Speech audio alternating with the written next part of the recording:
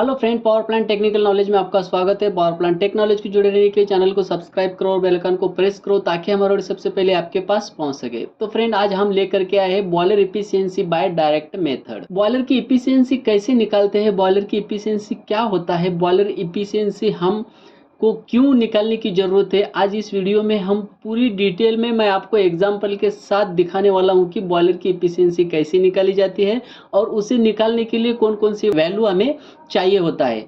तो देर ना करते हुए वीडियो को करते हैं हम स्टार्ट।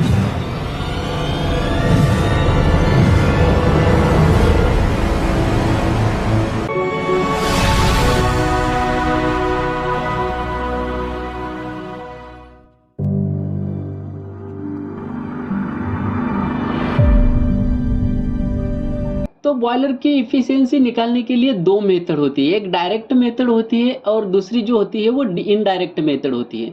बॉयलर इफिशियंसी का जो इनडायरेक्ट मेथड है वो हम नेक्स्ट वीडियो में देख लेंगे। अभी हम बात करते हैं डायरेक्ट मेथड। डायरेक्ट मेथड में हम बॉयलर की इफिशियंसी कैसे निकालते हैं और वहाँ पे उसका फार्मूला कैसा होता है अब हम देखने वाले हैं। तो चलिए स्टार्ट करते हैं कि डायरेक्ट मेथड का जो फार्मूला होता है वो कैसे होता है। तो आप यहाँ पे देख सकते हो डायरेक्ट मेथड में जो फार्मूला होता है हीट आउटपुट डिवाइडेड बाय यहाँ पे heat input multiply 100 is equal to boiler efficiency percentage में हम निकालते हैं। तो फ्रेंड, इससे पहले हम ये समझ लेते हैं कि बॉयलर की इफिशियंसी यानी कि क्या होता है।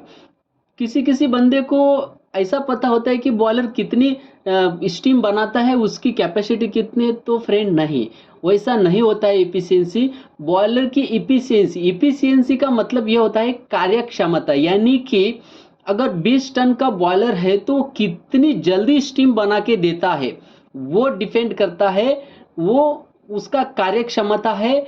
तो वो उसे ही हम क्या करते हैं, इफिशियंसी बोलते हैं, उससे ही हम उसका कार्य क्षमता निकालते हैं।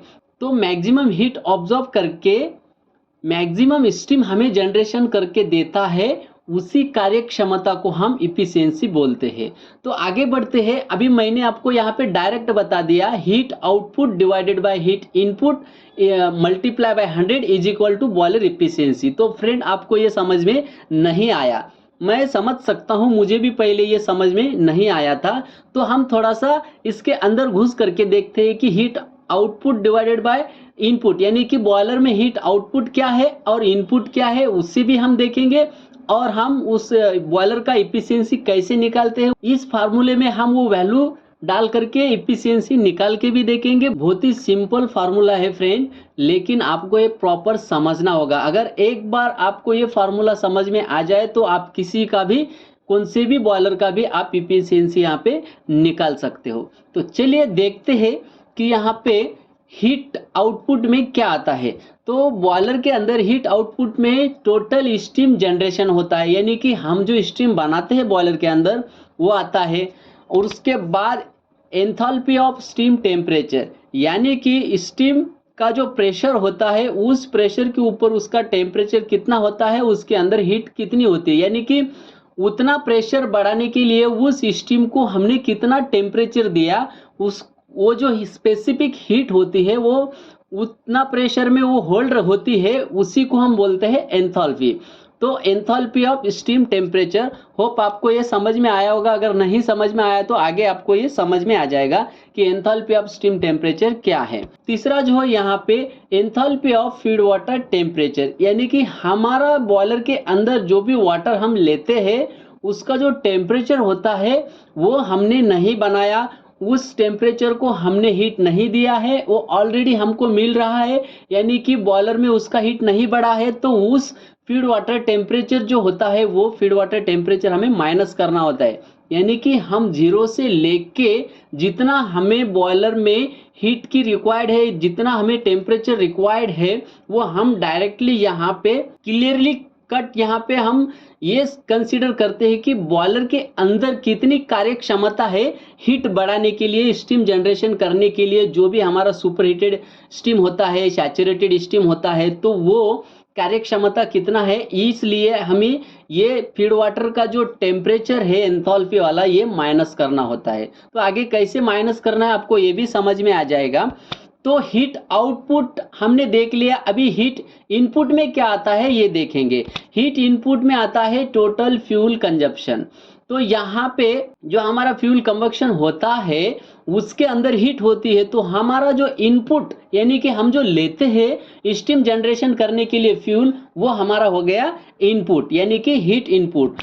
और फ्यूल के अंदर आपको पता है जीसीवी यानी कि ग्रॉस कैलोरीफिक वैल्यू, तो वो हीट इस फ्यूल के अंदर कितनी है, तो वो हीट हमें इनपुट में मिलती है। यानी कि फ्यूल हम इनपुट में लेते हैं, यानी कि फ्यूल से हम स्टीम जनरेशन करते हैं, तो वो फ्यूल का जो हीट है उसके अंदर कितना है वो भी हीट यहाँ पे हम कंसीडर करते हैं। तो अभी हम देखेंगे बॉयलर इफिशियंसी का फार्मूला क्या है। तो यहाँ पे आप देख सकते हो, मैंने पहले ही आपको बताया है कि बॉयलर का इफिशियंसी का जो फार्मूला है heat output divided by heat input into यानी कि multiply by 100 is equal to boiler efficiency. आपको यहाँ पे डायरेक्ट इफिशियंसी मिल जाती है। तो ये कैसे निकालना है, इसके अंदर वैल्यू कैसा डालना है हम देखेंगे। तो यहाँ पे सिंपल सा आप देख सकते हो हीट आउटपुट में क्या है। तो यहाँ पे हमारा हीट आउटपुट में है टोटल स्टीम जनरेशन, तो इसके अंदर हम उसको रख देते हैं। तो यहाँ पे मैंने रख दिया टोटल स्टीम जनरेशन, इसको मल्टीप्लाई बाय यहाँ पे एंथैल्पी ऑफ स्टीम टेम्परेचर यानी कि ये हीट आउटपुट में ही है, तो एंथैल्पी ऑफ स्टीम टेम्परेचर हमने यहाँ पे रख दिया है। मैंने पहले आपको बताया है कि फीड वाटर का जो टेम्परेचर है वो हम बॉयलर के अंदर कंसीडर नहीं करते, वो ऑलरेडी हमको फीड वाटर टेम्परेचर रेज होके मिला है, तो हम उसको कंसीडर नहीं करते हैं। वो जो हीट है उसके अंदर वो हीट हम माइनस करना चाहते हैं। तो enthalpy of steam temperature minus यहाँ पे minus enthalpy of feed water temperature. तो यहाँ पे एक्चुअल में हीट हमारा बॉयलर कितना प्रोड्यूस करने वाला है, बॉयलर के अंदर हीट एक्चुअल में स्टीम के अंदर कितनी बढ़ने वाली है यहाँ पे मिल जाएगी, क्योंकि हमने बाहर का जो हीट है, जो भी हीट जनरेट हुआ है बाहर का, वो हम नहीं लेना चाहते हैं। तो अभी हीट इनपुट में क्या है आप यहाँ पे देख सकते हो, टोटल फ्यूल कंबक्शन और मल्टीप्लाई बाय फ्यूल जीसीवी यहाँ पे हमने रख दिया। तो हमारा यहाँ पे फार्मूला यहाँ पे कंप्लीट हो चुका है। इसके अलावा इस फार्मूले के अंदर दूसरा कोई वैल्यू आपको नहीं रखना है, सिंपल सी वैल्यू है। और आपको मैं ये भी बताने वाला हूं कि ये टोटल स्टीम जनरेशन कौन सी वैल्यू लेना है। आप हर एक शिफ्ट का आपका बॉयलर का जो भी परफॉर्मेंस होता है वो परफॉर्मेंस देख सकते हो। अगर आप ड्यूटी करते हो, आपको वहाँ पे स्टीम जनरेशन मिलता है, आपको वहाँ पे टोटलाइजर उसका मिलता है, तो आप 8 घंटे में बॉयलर इफिशियंसी कितना दिया है, 24 घंटे में बॉयलर इफिशियंसी कितना दिया है, या फिर 1 घंटे में आपका बॉयलर का इफिशियंसी कितना, ये आप निकाल सकते हो। सिंपल सा यहाँ पे फार्मूला है, कोई यहाँ पे ज़्यादा दिमाग को ट्रेस देने की जरूरत नहीं है। तो चलिए देखते हैं हम इस फार्मूले के अंदर एक्चुअल में बॉयलर के अंदर जो भी वैल्यू होती है हीट आउटपुट में, हीट इनपुट में, वो वैल्यू यहाँ पे हम रखेंगे और उसको कैलकुलेशन करके देखेंगे कि हमारे बॉयलर की इफिशियंसी कितनी आती है। तो ये जो मैंने आपको बताया एंथैल्पी ऑफ स्टीम टेम्परेचर, ये एंथैल्पी टेबल सिंपल है। एंथैल्पी ऑफ स्टीम टेम्परेचर का टेबल आपको गूगल पे मिल जाएगा। आप एंथैल्पी स्टीम टेबल अगर लिख करके देते हो गूगल को, तो आपको डायरेक्टली वहाँ पे कितना प्रेशर है आपका बॉयलर का, कितना टेम्परेचर है, उतना प्रेशर के ऊपर, उतने टेम्परेचर के ऊपर एंथैल्पी कितना होगा, ये आपको वहाँ पे डायरेक्टली बता देगा। और ये एंथैल्पी स्टीम टेबल जो होता है यहाँ पे आपको एग्जाम में भी अलाउड होता है। ये जो वीडियो है BOE first class boiler operator और सेकंड क्लास बॉयलर ऑपरेटर सबके लिए सूटेबल है, बहुत ही इंफॉर्मेटिव वीडियो है। तो चलिए देखते हैं कि हीट आउटपुट में कौन कौन सी वैल्यू आती है और हीट इनपुट में कौन कौन सी वैल्यू आती है, वो वैल्यू हम इसके अंदर कैसे रख सकते हैं। तो यहाँ पे आप देख सकते हो क्वेश्चन दिया है। तो स्टीम जनरेशन यानी कि मैंने आपको पहले ही बताया, स्टीम जनरेशन यानी कि हीट आउटपुट है, तो हमें ये आउटपुट में रखना होगा। इसका वैल्यू क्या है 2000 kg पर हावर, यानी कि 2 टन से यहाँ पे स्टीम जनरेशन होती है। तो 1 घंटे में हमारा जो बॉयलर होता है यहाँ पे 2 टन स्टीम जनरेट करता है, तो यहाँ पे 2 टन उसका जनरेशन हो गया स्टीम का। और enthalpy of steam temperature at pressure 7 kg, उस 7 kg प्रेशर के ऊपर हमारा जो हीट होता है वहाँ पे, तो यहाँ पे दिया गया है 660 किलो कैलोरीज पर केजी। तो उतना टेम्परेचर में, उतना प्रेशर में यहाँ पे 660 किलो कैलोरीज हीट होती है। तो enthalpy of feed water temperature यानी कि हम जो बाहर से लेते हैं उस फीड वाटर टेम्परेचर को हम इस एंथैल्पी ऑफ स्टीम टेम्परेचर से माइनस कर लेते हैं, ताकि हमको अदर यानी कि एक्स्ट्रा यहाँ पे हीट ना मिल सके। एक्चुअल में बॉयलर के अंदर कैसे यहाँ पे स्टीम जनरेशन होता है, हमारा जितना रिक्वायरमेंट है उतना रिक्वायरमेंट के ऊपर यहाँ पे कितने किलो कैलोरीज हमारी हीट कंज्यूम होती है और वहाँ पे हम कितने किलो कैलोरीज हीट प्रोड्यूस करते हैं, यह हमें देखना होता है। और दूसरा जो है यहाँ पे फ्यूल कंबक्शन, यानी कि यहाँ पे ये फ्यूल कंबक्शन क्या हो गया, हमारा हीट इनपुट में आ गया, यानी कि फ्यूल हम जलाने के लिए लेते हैं तो ये इनपुट में आ गया है। तो इसका यहाँ पे कितना है 140 केजी पर हावर्स, यानी कि 140 केजी पर हावर्स में 2000 केजी स्टीम यहाँ पे जनरेशन करता है। तो फ्यूल जीसीवी कितना है, जो भी फ्यूल हो, कोल हो, ऑयल फायर्ड हो, गैस हो, ब्रिकेट हो, बगेज हो, हस्क फायर्ड हो, जो भी फायर्ड यहाँ पे है बॉयलर, कोई प्रॉब्लम नहीं। हर एक फ्यूल का अलग अलग जीसीबी होता है। तो ये जो है मोस्टली यहाँ पे एफओ ऑयल का जीसीबी है, मैंने यहाँ पे समझने के लिए वैल्यू लिया है। तो ये समझिए आप बॉयलर जो है यहाँ पे एफओ बॉयलर है, यानी कि फर्नेस ऑयल बॉयलर है। तो यहाँ पे इसका जो एफओ ऑयल का जो जीसीबी है 10,000 किलो कैलोरीज पर केजी है। तो ये जो वैल्यू है हम बॉयलर इफिशियंसी के फार्मूले के अंदर हम रखने वाले हैं। तो यहाँ पे आप फार्मूला देख सकते हो, total steam generation into enthalpy of steam temperature minus enthalpy of feed water temperature divided by total fuel combustion into fuel GCV, यानी कि gross calorific value into 100 is equal to efficiency. ये हमारा boiler का efficiency का formula है। तो ये फार्मूले के अंदर हम क्या कर देंगे, ये वैल्यू रख देंगे। अभी देखिए यहाँ पे जो वैल्यू है ये 2000 केजी पर हावर, यानी कि 1 घंटे की वैल्यू है। तो हम क्या करेंगे, 1 घंटे में ही बॉयलर का इफिशियंसी निकालेंगे।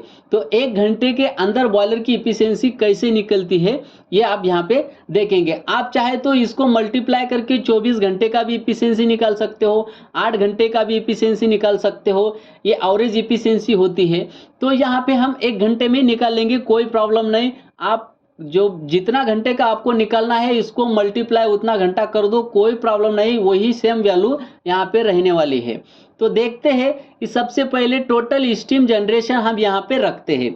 तो यहाँ पे आप देख सकते हो मैंने टोटल स्टीम जनरेशन रख दिया, यानी कि स्टीम जनरेशन कितना है 2000 केजी इनटू यहाँ पे क्या है दूसरा एंथैल्पी ऑफ स्टीम टेम्परेचर, यानी कि यहाँ पे कितना दिया है हमें क्वेश्चन के अंदर 660 किलो कैलोरीज। तो यहाँ पे 660 रख देंगे। मैंने आपको पहले ही बताया है हमको ये जो एंथैल्पी है स्टीम टेम्परेचर का उससे हम फीड वाटर टेम्परेचर माइनस कर देंगे। तो यहाँ पे क्या है enthalpy of feed water temperature, तो यहाँ पे माइनस फीड वाटर टेम्परेचर कितना है 80। तो यहाँ पे ये हो गया। अब दूसरा जो है हमारा वैल्यू रखना है हीट इनपुट में। तो टोटल फ्यूल कंबक्शन इनपुट में आता है। तो यहाँ पे 140 केजी पर हावर से हमारा बॉयलर चल रहा है, कंबक्शन हो रहा है वहाँ पे, इनटू यहाँ पे फ्यूल जीसीवी कितना है 10,000, यानी कि 10,000 जीसीवी मल्टीप्लाई बाय 100। तो यहाँ पे हमने जितने भी हमें वैल्यू दिया था वो वैल्यू हमने इसके अंदर रख दिया है। तो अभी हमारा जो ये फार्मूला है, जो भी वैल्यू है बॉयलर की इफिशियंसी निकालने के लिए रेडी है। तो सबसे पहले हम क्या करेंगे, यहाँ पे ये जो 80 फीड वाटर टेम्परेचर है हम एंथैल्पी ऑफ स्टीम टेम्परेचर से इसको माइनस कर देंगे।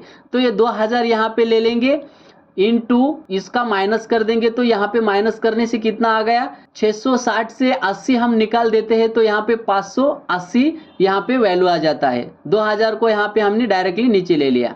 उसके बाद क्या हुआ, अभी हमें क्या करना है, इसका मल्टीप्लाई करना है, यानी कि 2000 इंटू 580 डिवाइडेड बाय 140 इंटू 10,000। तो यहाँ पे 2000 इंटू 580 का वैल्यू यहाँ पे आता है 1,16,000। चाहे तो आप इस वीडियो को स्टॉप करके कैलकुलेशन करके देख सकते हो, इतना वैल्यू यहाँ पे आ गया है। और 140 इंटू 10,000 इसका वैल्यू जो है 1,40,000 आता है। तो इसको हम क्या करेंगे, अब डिवाइड कर देंगे।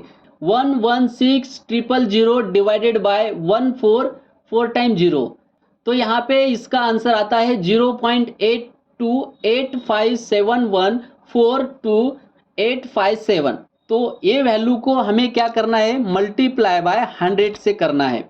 तो यहाँ पे आपका बॉयलर का एफिशिएंसी आ जाएगा 82.85%, यानी कि 82% आपका बॉयलर का एफिशिएंसी यहाँ पे आता है। तो फ्रेंड ये सिंपल सा फार्मूला है, इसके अंदर कोई ज़्यादा दिमाग को ट्रेस देने की कोई ज़रूरत नहीं है, यही वैल्यू आपको रख देना है इसी फार्मूले के अंदर।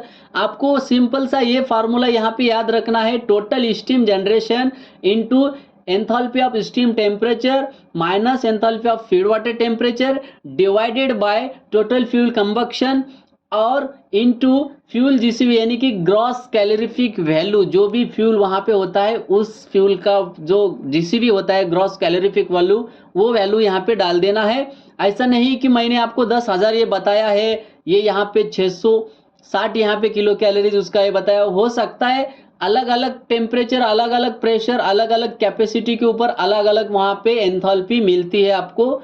तो वहाँ पे जैसा आपका सुपर हीटेड बॉयलर हो या फिर सैचुरेटेड बॉयलर हो, उस हिसाब से जो भी अलग अलग फ्यूल है उस हिसाब से आपको ये वैल्यू मिलेगी। उस हिसाब से वो जो भी वैल्यू है इस फार्मूले के अंदर आपको रख देना है। सिंपल सा फार्मूला है, जैसे मैंने आपको कैलकुलेशन करके बताया है सिंपल सा वैसा ही कैलकुलेशन आपको करना है। तो यहाँ पे सिंपल है, हमारे बॉयलर का 82% यहाँ पे इफिशियंसी निकली है। तो होप फ्रेंड आपको ये वीडियो अच्छा लगा होगा। अगर आप हमारे चैनल पे नए हो तो हमारे चैनल को सब्सक्राइब करो। तो फ्रेंड मैं आपको एक बात बताऊं दूं, जो भी बॉयलर पावर प्लांट के अंदर काम कर रहे हैं, जो भी बीओई का प्रिपरेशन करना चाहते हैं, उनके लिए बहुत बड़ी खुश खबर है। मैं 1 सितंबर से यहाँ पे बीओई का इनिशियल स्टेज यानी कि शुरुआत से लेके एंड तक यहाँ पे लेक्चर स्टार्ट करने वाला हूँ, वो भी फ्री ऑफ कॉस्ट है फ्रेंड। यहाँ पे आपका कोई फीस नहीं लिया जाएगा, मुफ्त में आपको ये नॉलेज मिलने वाला है। तो जरूर हमारे चैनल को सब्सक्राइब करो। 1 सितंबर से बीओई का लेक्चर, यहाँ पे बीओई का जो एग्जाम होता है वो एग्जाम के अंदर क्या पूछे जाते हैं इसके ऊपर नहीं फ्रेंड। तो बीओई के लिए क्या क्या मटेरियल लगता है, बीओई का जो मेन फंडा है, बीओई क्या है, बीओई के अंदर कौन सी स्टडी करना चाहिए, इनिशियल स्टेज से फाइनल स्टेज तक मैं यहाँ पे लेक्चर अपलोड करने वाला हूँ। 1 सितंबर से हम बीओई का वीडियो अपलोड करने वाले हैं। तो ध्यान में रहे friend, power plant technical knowledge channel के ऊपर 1 सितंबर से बीओई का फर्स्ट लेक्चर यहाँ पे अपलोड होने वाला है, फ्री ऑफ कास्ट है। देखिए, एंजॉय करिए और कमेंट जरूर करिए फ्रेंड। तो मिलते हैं ऐसे एक अगली नेक्स्ट इंफॉर्मेटिव वीडियो के साथ, तब तक के लिए जय हिंद।